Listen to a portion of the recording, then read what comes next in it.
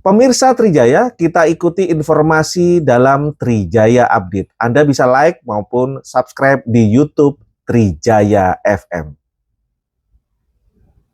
Pernyataan sikap pertama ada 3 poin, 3 sub yang menjadi tuntutan kami.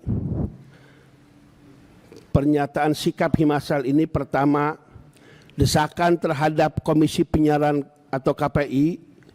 1. Himasal mendukung langkah DPR RI untuk meminta KPI memanggil dan memeriksa secara resmi pihak Trans 7 terkait tayangan program Expose tanggal 13 Oktober 2025. Assalamualaikum warahmatullahi wabarakatuh.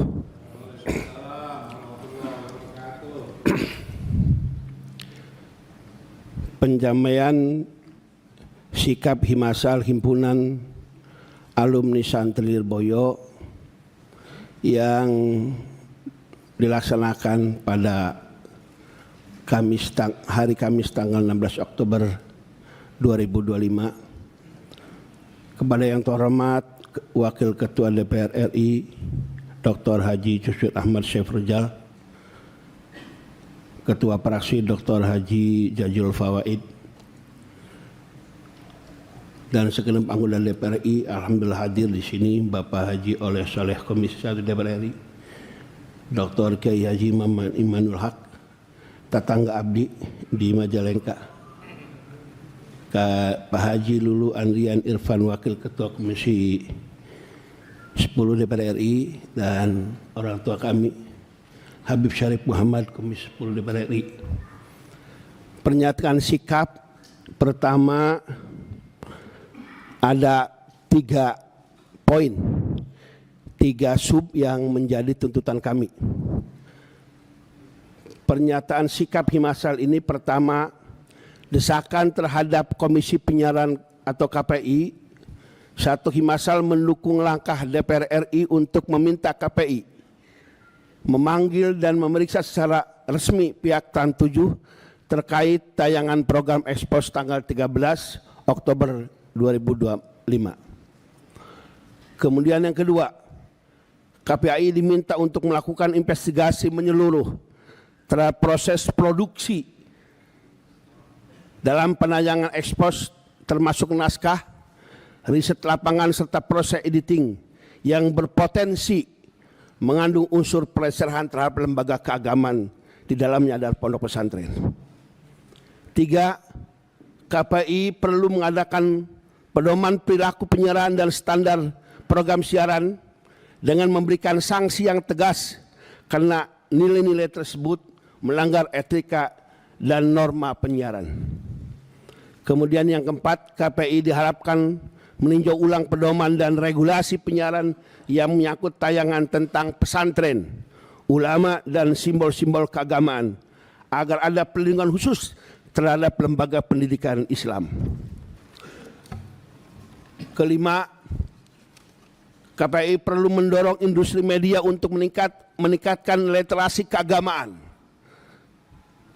bagi kru, redaksi, dan tim produksi guna menghindari bias dan distorsi salah pemahaman terhadap pemberitaan dunia pondok pesantren yang tadi telah disampaikan oleh Kiai Agus. Menghormat guru itu bukan berarti perbudakan.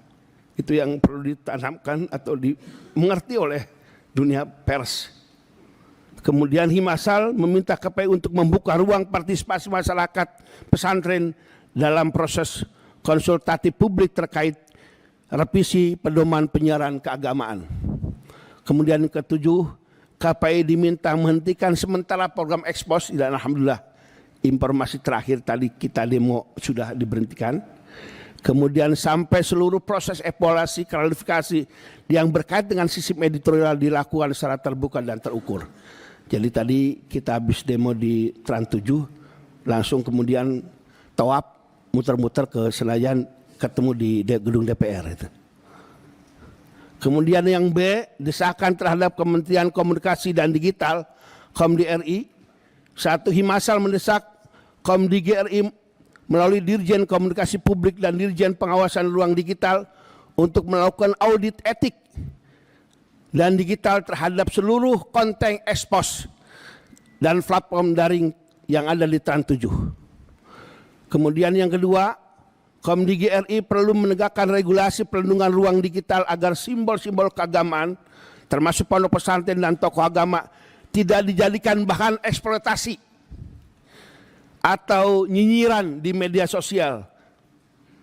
Kemudian keempat, Komdigi RI diharapkan meningkatkan literasi digital nasional dengan memasukkan aspek etika beragama dan kebudayaan dalam program pendidikan di media sosial. Kemudian kelima, Himasal meminta Komdigi RI untuk berkoordinasi dengan KPI dan Dewan Pers guna membentuk TEK bersama yang mengawasi konten penyiaran keagamaan di televisi dan media sosial. Expose. Kemudian Himasal juga mendorong Komdigi RI mendukung produksi konten positif tentang narasi pondok pesantren dan dakwah kebangsaan, keagamaan yang bersinggung dengan organisasi santri dan pondok pesantren dan lembaga-lembaga lain di lingkungan pendidikan.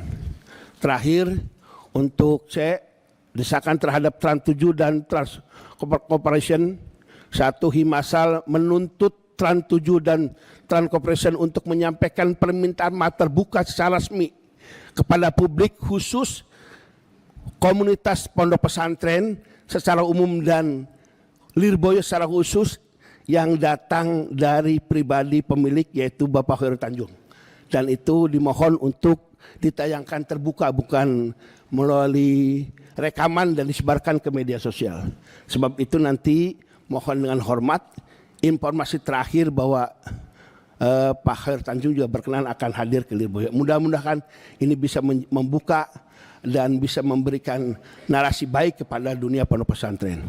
Kedua, Trans 7 wajib menarik seluruh konten ekspos yang mengandung unsur pelecehan terhadap pesantren dari seluruh kanal digital termasuk YouTube, Instagram, dan platform streaming dan lain sebagainya.